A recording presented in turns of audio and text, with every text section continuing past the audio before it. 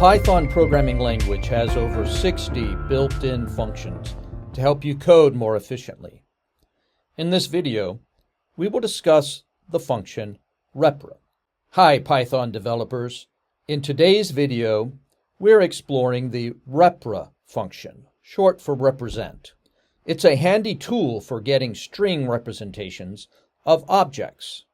Whether you're debugging or logging, repr can make your life easier. By the end of this video, you'll know what repr does, when to use it, and how it differs from the string function. Let's get started. What is repr? It's a built-in Python function that returns a string representation of an object. Here's the syntax. Repr with an object argument. The object argument is the object for which you want a string representation. The result is a string designed to be unambiguous and often suitable for debugging or recreating the object in code. Why use repr? It's ideal for generating developer-friendly string representations. Key concepts include: the repr function aims to produce a string that can be evaluated with the eval function to recreate the object where possible. It's more detailed and unambiguous than str function, which is often designed for user-friendly output. And custom classes can define their own repr method to control the behavior of repr.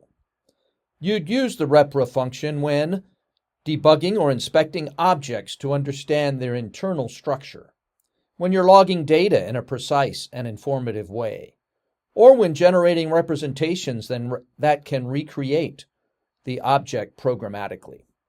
Let's start with a simple example of repr on built-in types.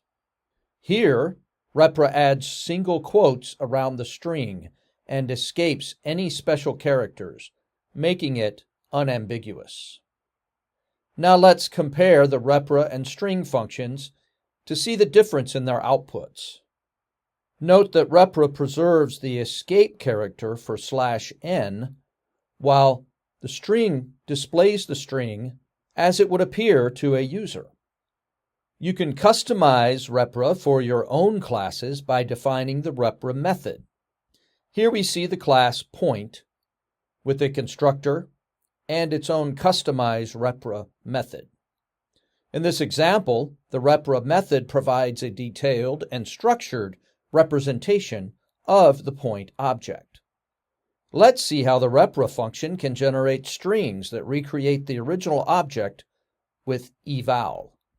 Here, the string returned by repr can be passed to eval to recreate the original list. The repr function is incredibly useful for debugging as it gives detailed representations of objects.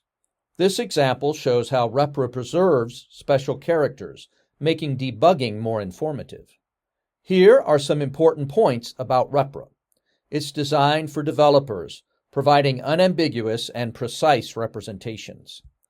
Always implement repr method for your custom classes to make debugging easier. Use it when you need representations that can recreate objects programmatically.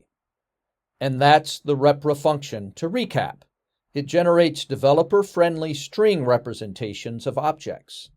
It's great for debugging, logging, and recreating objects. Don't forget to define repr in your custom classes for better output.